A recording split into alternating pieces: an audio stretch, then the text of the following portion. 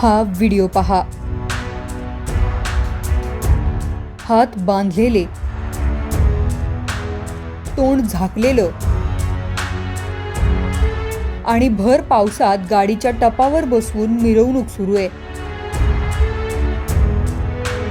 मुख्य रस्त्यावर गुंडांची मिरवणूक काढली जाते आणि रस्त्याच्या दोन्ही बाजूला बघ्यांची प्रचंड गर्दी। खरतर एखाद्या चित्रपटात शोभावा असंच हे दृश्य। मात्र हे संपूर्ण प्रकरण घडलंय पुण्यातल्या कात्रज परिसरात आणि पोलिसांच्या गाडीवर ज्यांची धिंड काढण्यात आली ती आहे खुनातले आरोपी, आणि तेही अल्पवयीन। या तिघांनीही 17 वर्षाच्या पोराचा खून केलाय आणि हे अल्पवयीन पोरं त्याचीच शिक्षा भोगत आहेत। नेमकं काय घडलं पाहूयात या व्हिडिओच्या माध्यमातून। नुकतंच मिसरूड फुटलेली पोरं, हातात कोयते आणि भर रस्त्यात रक्ताचा सडा।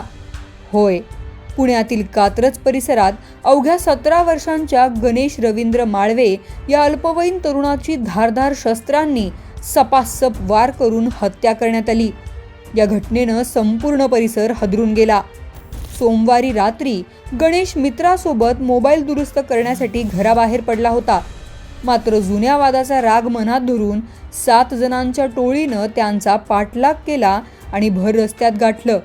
काही क्षणातच आरोपींनी हातातील कोयते उगारले, गणेशवर कोयत्याचे वार केले।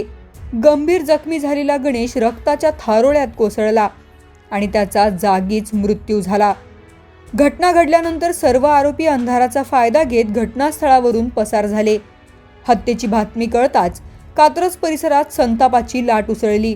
संतप्त नातेवाईक आणि स्थानिक नागरिकांनी थेट भारती विद्यापीठ पोलीस ठाण्यावर धाव घेत आरोपींना तात्काळ अटक करण्याची मागणी केली। वातावरण तणावपूर्ण होताच पोलिसांनी तपासाची चक्र वेगानं फिरवली। या प्रकरणात 7 जणांविरोधात खुनाचा गुन्हा दाखल करण्यात आला असून 4 आरोपींना अटक करण्यात आली आहे। काल आम्हाला 10:30च्या दरम्यान एक खबर मिळाली। तात्काळ आम्ही स्पॉटला गेलो होतो। स्पॉटवरती आम्हाला असं दिसलं की एक मुलगा 17 वर्ष वय आहे, तो जखमी अवस्थेत रक्ताच्या तळात पडला होता। तात्काळ त्याला आम्ही वैद्यकीय उपचाराकरता भारती हॉस्पिटलमध्ये आणले असता त्याचा उपचार चालू असताना त्याचा मृत्यू झाला। मृत्यू झाल्यानंतर आम्ही तात्काळ त्याच्यामध्ये 4 तपास पथकं नेमली। 4 तपास पथकामध्ये आम्हाला सुरुवातीला प्राथमिक जे सीसीटीव्ही फुटेज मिळालं त्याच्यामध्ये अंधार असल्यामुळे कुणाची चेहरेपट्टी नीट दिसत नव्हती आणि काही अंदाज बांधता येत नव्हता। त्यानंतर आम्ही माझे डीबी टीम जे आहे त्यांचं लोकल चांगलं रिलेशन आहे, त्यांच्या माहितीगाराबरोबर माहिती मिळाली। पण त्यानंतर असं कळालं की मृतकावर 5 गंभीर गुन्हे दाखल आहेत आणि त्यातले काही इसम सध्या बाहेर आहेत। तर त्यांनी जुन्या वादावरून त्याला मारलं असा प्राथमिक संशय होता। म्हणून आम्ही ते जे आरोपी होते ते उचलले, परंतु त्यांनी जी माहिती दिली आणि त्यांच्या संदर्भात आम्ही उलट तपासणी केली असता ते घटनास्थळाच्या फार दूरवर्ती होते। त्याच्यामुळे मग आम्ही अजून पुढे तपास चालू केला। तर त्याच्यामध्ये आम्हाला फुटेज प्राप्त झालं। फुटेजवरून आम्हाला 1-2 ज्या फुटेज आम्ही काही माहितगार लोकांना पाठवले, तर त्याची माहिती आम्हाला भेटली। माहिती मिळाल्यानंतर त्यातील एकाचा मोबाईल नंबर आम्हाला भेटला। तो मोबाईल नंबर आम्ही ट्रॅक केला। तर ट्रॅक केल्यानंतर आम्हाला असं कळालं की ते हडपसरच्या दिशेने सोलापूर हायवेला बाईकवरती चालले होते। फुटेजमध्ये पण असं दिसत होतं की ते 3 गाडीवरती 7 लोक आले आणि धारदार शस्त्रांनी त्याला वार करून पळून गेले आणि त्यांची ओळख काहीच पटत नव्हती। मग नंबर मिळाल्यानंतर तो नंबर सुद्धा चालू बंद होत होता।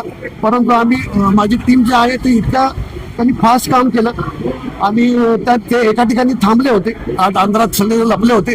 पण झालं असं की माझे 4 लोक त्या ठिकाणी पोहोचले।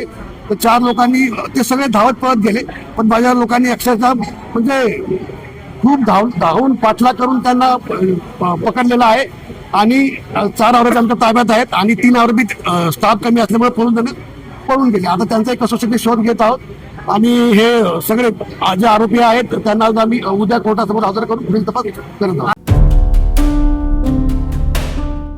गुन्हेगारांमध्ये कायद्याचा धाक निर्माण करण्यासाठी पुणे पोलिसांनी आरोपींची भर पावसात धिंड काढली।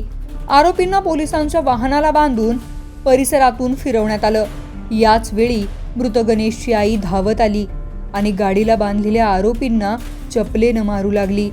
पोलिसांनी तात्काळ हस्तक्षेप करत तिला रोखलं। मात्र आपल्या मुलाचा जीव घेणाऱ्यांना पाहताच आईचा बांध फुटला। तिचा आक्रोश पाहून उपस्थितांचेही डोळे पाणावले। यावेळी मृत तरुणांच्या इतर नातेवाईकांनीही पोलीस ठाण्यासमोर मोठा आक्रोश केला। त्यामुळे काही काळ परिसरात तणावाचं वातावरण निर्माण झालं. दरम्यान या प्रकरणातील 4 आरोपी पोलिसांच्या ताब्यात असले तरी आणखीन 3 आरोपी अद्याप फरार आहेत. त्यांचा शोध घेण्यासाठी विशेष पथकं रवाना करण्यात आली असून लवकरच त्यांनाही अटक केली जाईल असा विश्वास पोलिसांनी व्यक्त केलाय. कात्रजमधील या हत्येनं पुन्हा एकदा पुण्यातील वाढत्या कोयता गँगच्या दहशतीचा प्रश्न ऐरणीवर आणलाय. आरोपींची धिंड काढून पोलिसांनी कठोर संदेश देण्याचा प्रयत्न केला असला तरी अशा टोळ्यांवर कायमचा लगाम लावण्यासाठी आणखीन प्रभावी कारवाईची अपेक्षा नागरिकांकडून व्यक्त केली जातीये. पुण्याहून किरण शिंदेंचा रिपोर्ट, लोकमत.com.